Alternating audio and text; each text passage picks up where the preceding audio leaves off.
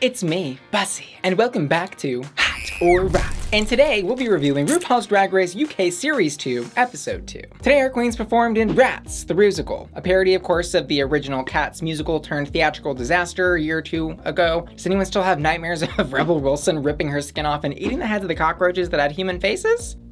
Yeah. On the main stage, the runway category was surprise, surprise. Before we get started, I want to remind you to click like if you're feeling jellical, and to press subscribe if you want to live to see tomorrow. And I also want to remind you that my channel is made possible by my generous patrons over on patreon.com/BussyQueen. What's that? Oh, well that's my members only website. That helps me afford things like makeup, hair, wigs, studio equipment, rent, and food. In exchange for just a few pounds a month, you can become a member of my exclusive community and get access to exclusive content that I don't post anywhere else, like lip sync reaction videos, my deleted video archive, and even random videos like ASMR unboxings. My patrons also get benefits like access to the Bussy Queen Discord, their name in the credits of my videos, and personal shoutouts. Simply put, YouTube ad revenue ain't all that hot. And my patrons help me earn a livable wage from the 80 hours or more of work that I put into my channel every single week. So, what are you waiting for? Click the link in the description of this video and join my patron family over at patreon.com/BussyQueen. Now, let's get started. First up, roll out the wed carpet. It's Ahura. Her surprise look is taking us from groom to bride. When it first hit the runway, I really wasn't sure what I was thinking. It was very like gentlemanly, man of the old manor. Like I'm not totally sure where the top hat and cane came from. Maybe it's like a British thing that grooms wear top hats. I don't know, y'all will have to let me know down in the comments below, but that's what was happening. I've got to say the dress and hair on this bride look are particularly beautiful. And I also love that the hair worked really well as a man's haircut underneath that top hat with the little blonde curls peeking out from underneath it. You really didn't expect all of those elements to come out of such a almost basic looking manly look. She looks great in both of these, don't get me wrong. My only critique of these looks is that they could have looked, I think, a little more original to Ahura. Like if your name is Ahura and you're gonna give me a bridal fantasy, I wanna see something a little bit like sluttier or like true to the name, kind of like how she transformed that Dorothy look and her entrance look to something very much with her stamp on it. I just wish she would have, you know, spoused these looks up a little bit more. But then again, maybe she had the bride idea to play it safe on the runway this week. I mean, I'm not married to these looks, but I'll be damned. They are indeed hot. In Rats the Rusical, she was Bimini's sidekick and was, I think, brought to life by Bimini, but had her own funny moments that had me laughing. I think she had a really great performance and, yeah, I think she proved herself to be a formidable contestant this week. Her performance was hot. Welsh, Welsh, Welsh. Next up is Chaney. Lawrence came out on the runway in this sparkly blue pantsuit.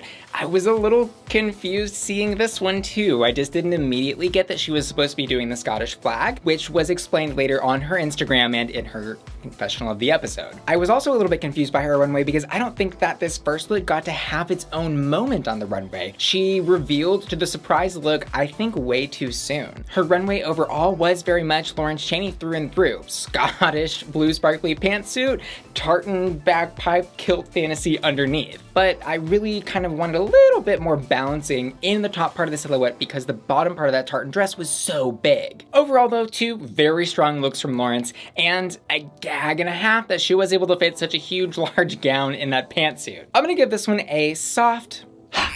You know, like there's definitely a flame, but it's a small flame for me this week. As for Lawrence in the Rusical, I think the same thing that really elevated her runway, elevated her performance in the Rusical, her personality. Even though she was messing up, kind of unsure of the choreography, and maybe didn't deliver her lines the best, she was still funny and enjoyable, and you want to see Lawrence on your screen. Like, she makes me smile. She's one of the reasons that I am still watching Drag Race UK. She's very, very likable. But I don't think that charisma alone is going to take her to the finish line of this drag race. In the Rusical, well, she was the rent-a-villager. This was a rat. I mean, rat. Moving on to Pucker Up, it's Ginny Lemon. Ginny says she's giving us a 60s garish, tacky look. She absolutely is, and the surprise is that she reveals that dress to the very same dress underneath, and then she turns around and shows off her furry arse. So the dress by itself, I was actually, again, pleasantly surprised with Ginny on the runway. I think her character and the way that she moves on the runway is very much in character 100% of the time, and if anybody could sell that ugly dress, it is Ginny Lemon. The surprise part of this runway, it just wasn't a surprise for somebody like Ginny Lemon to do something as, you know, dumb and silly and campy as she did. I think moving forward in the competition, Ginny's gonna have to be really mindful of the amount of versatility that she's showing the judges. I think they probably are gonna get to a point where they're really gonna wanna see Ginny do something different from her standard brand. And it's totally okay that she has her unique flavor of drag, but it is a competition and they are being challenged to step outside of their box. While I wasn't totally surprised by Ginny's runway this week, I have to admit that I did crack a smile when she turned around. I'm gonna give this look a hat. In the Rusical, this was a moment where I totally have to agree with the judges. Kofi perfectly casted that Rusical. Ginny was the perfect narrator of the entire thing, showing off amazing vocal chops, comedy, like she was just absolutely perfect in it. Ginny was hysterical in the Rusical. I think her performance was hot. Next up, you bring the spoon, she'll bring the black balloon. It's Cherry Valentine. She comes out in this giant yellow and black polka dotted dress that has a tutu wraparound and a huge bow on the head. She's carrying a black balloon. I was kind of like, what the hell's going on here? It was a little confusing, especially when the reveal happened and it really was just the removal of the bow and the tutu to the word gender over a pregnant belly. I love that yellow was used. Yellow is like the gender neutral color. You know, when somebody doesn't want to know the gender of their baby, that's the color they use, at least here in America. But the actual surprise, it felt a bit lackluster for somebody as cerebral as Cherry Valentine. She has such an attention to detail that has been unmatched by the rest of the competition. And this one felt like she kind of just forgot to fill in the blank. Overall, I think this look could have used a little more time in the oven, or maybe she should have just aborted it entirely. This one is gonna be a rot for me. In the Rusical, she was part of the Rat Pack trio, and, well, her performance was clawful. She felt a little bit lost, at least on screen. Like, I think there was maybe even a part where she forgot some of her lyrics or it didn't start at the right time. And, you know, compared to, I think, Sister Sister in that trio, she just was not as impactful. I mean, I think it's really, really hard to have a side role as an extra in a Rusical. Yeah, it was a rot. It really was. Next up, Tia, Kofi, or steroids.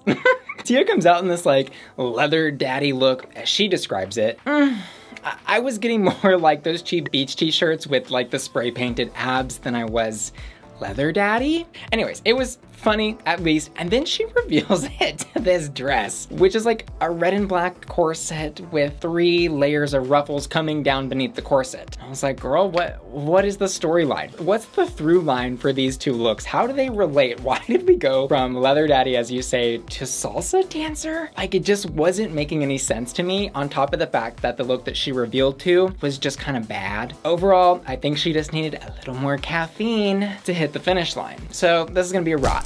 In the Rusical, there is a star power there behind Tia Kofi's understated facade, okay? There's something there that really, really shone through in that Rusical. Like, she was funny, an amazing singer, held that stage like my eyes were on her. She was there. She has it, but the moments are fleeting. I think she still is very much warming up her cup of coffee, or Tia, whichever you prefer, into something that is going to be very steaming hot one day in the future. This performance though, absolutely steaming hot. Next up, there's no place like the UK. There's no place like the UK. There's no place like the UK.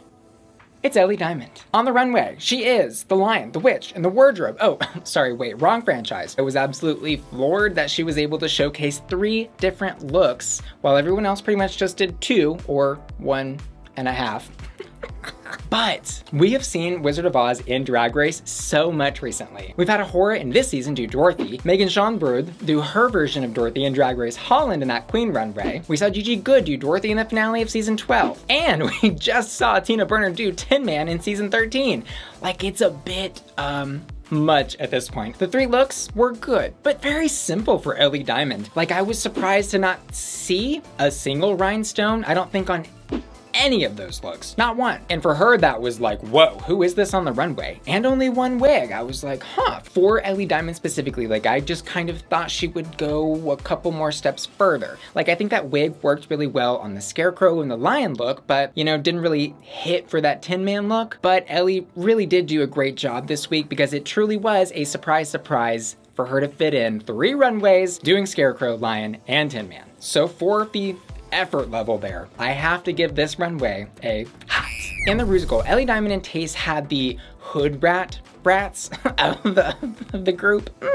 I think really they both kind of fell flat in different ways though. Like Tayce nailed the dancing and choreo, but really I think stumbled some of the actual words. Ellie Diamond killed the words, but then her dancing felt a bit stiff and strange. And then that combo of those two, when they had their solo moments, I was just like, oh, no, no, no, no, no. But if I had to pick a queen that was better from this specific group, yeah, I think it was Ellie. I think she was just a little bit funnier, if more awkward physically. But the performance was not jellicle. It was a rat. Next up, fight.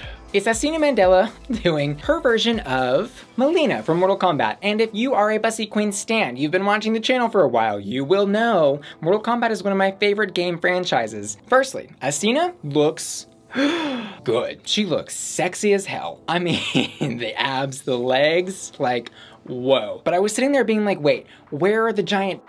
Mileena and Kitana are like the ninjas from hell, kind of, for those of you that don't know the franchise, that are some of the most delicious gay icons of any video game franchise. We absolutely need the boobs if you're doing Kitana or Mileena, period. That's just how I see it. Not only do I need the destroyer on this look, I need some more glitz, some glam. Mileena is a bad from hell. Like, I need you to amp it up, or should we say tone it down, all the way down to hell. And then finally, the actual surprise, I guess you could say, of this runway, the reveal, was her taking off the mask to reveal the Mileena teeth. Yes, that is Mileena's teeth, but again, being a huge fan of Mileena, I wasn't surprised by this. As far as I'm concerned, Yara Sofia is the one to beat in terms of doing Mortal Kombat iconic gay icon goddesses, okay, period. Asttina tested her might this week on the runway, but girl, it was a rot. However, in the Rusical, Asttina was given the leading role. It was a huge role, present throughout the entire thing. She did really well. It wasn't show-stopping, and I don't think it was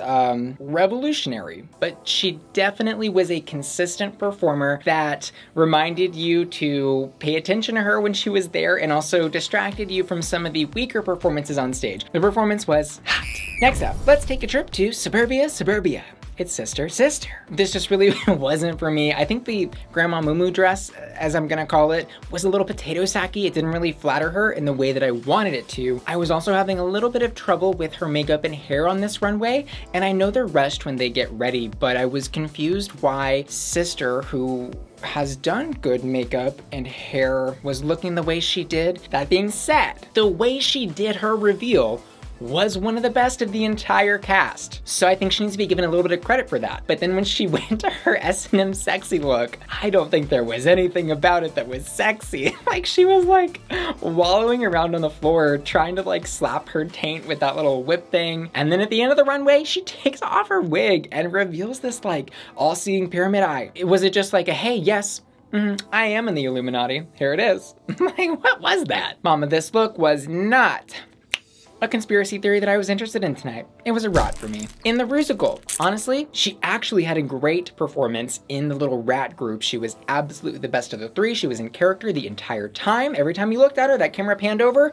she was smiling, she was performing, and the other two were stumbling around like blind mice. Okay, so she had a very good reason to be safe tonight, even if the look was in desperate need of a safe word. The plague got her sister rats, but tonight she was immune. This performance was hot. Next up, she's just downloaded the latest housewife update. It's Veronica Green. This is what I was looking for. Ladies, and gentlemen, this was a gag. When it first came out, I was sitting over there with Michelle and I was like, what's going on with the wig line? Why do we have 1 inch of forehead? Girl, she was giving, let me go get it. I was like, oh my God, we finally found the girl, the one.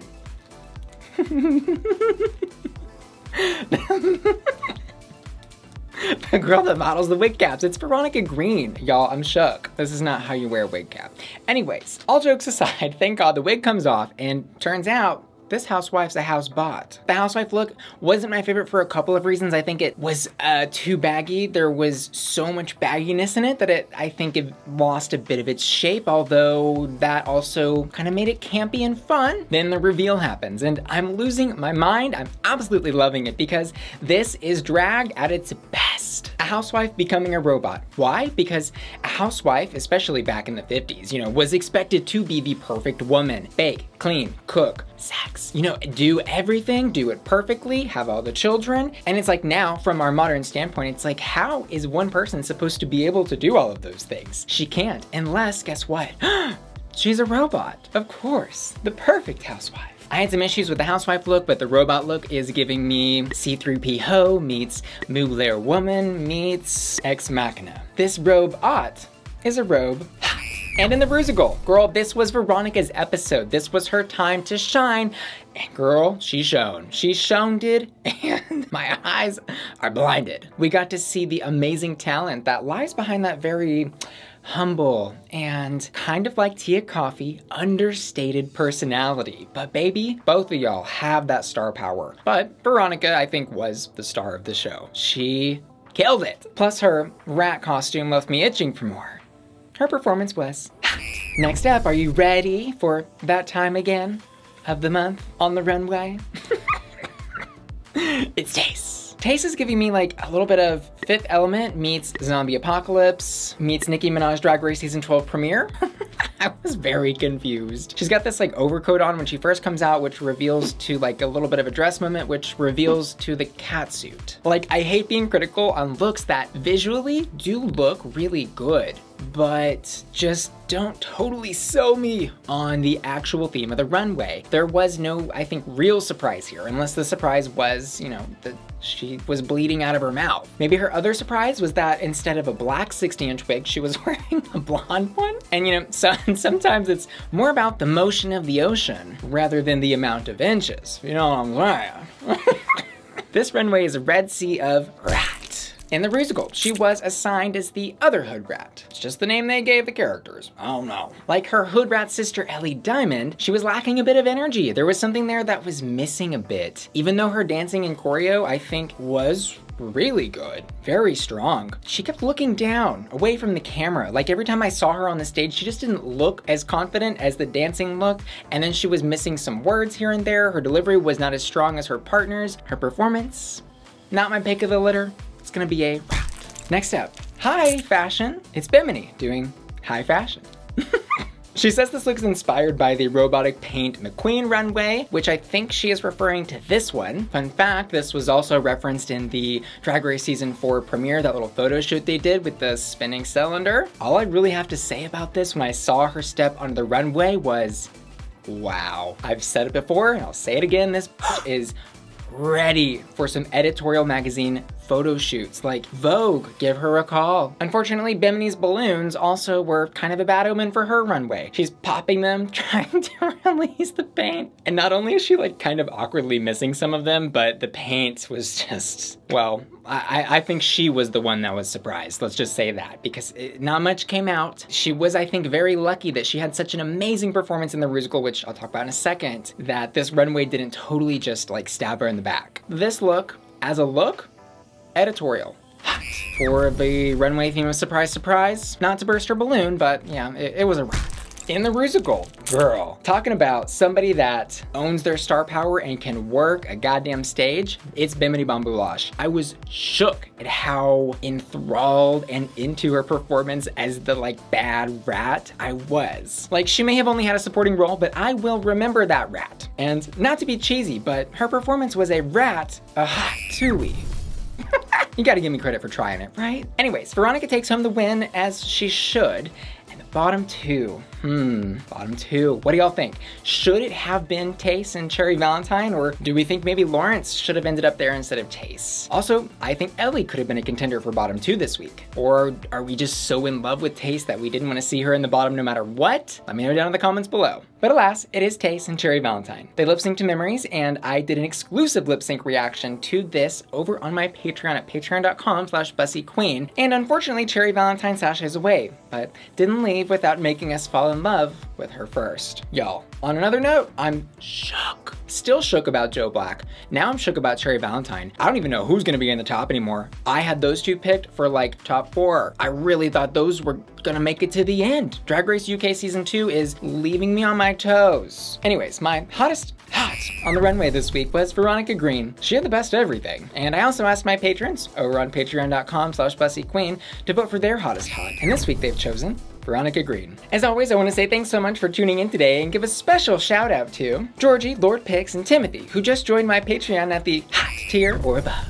And Anthony, Bradley, Cameron, Caroline, Christopher, Craig, Evan, Freddie, Glenn, GJ Bearclaw, Got the Morbs, JB, Jenny, Gen X, Jonah, Johnny, Kazuko, Kevin, Kiki and John, Olympus Mons Venus, Sailor, Shannon, Sky, Sunshine, Tina, Timotheus, Timothy, and Unique, who are all supporting me at my hottest hot tier. And Anjo, Hope, Marty, and Cheesy Boy, Matthew, Mike, Nurse Luca, and Tom, who are all supporting me at my Bussy Queen Collector tier. Thanks so much for watching, and I'll see you guys next week. Love ya. Bye.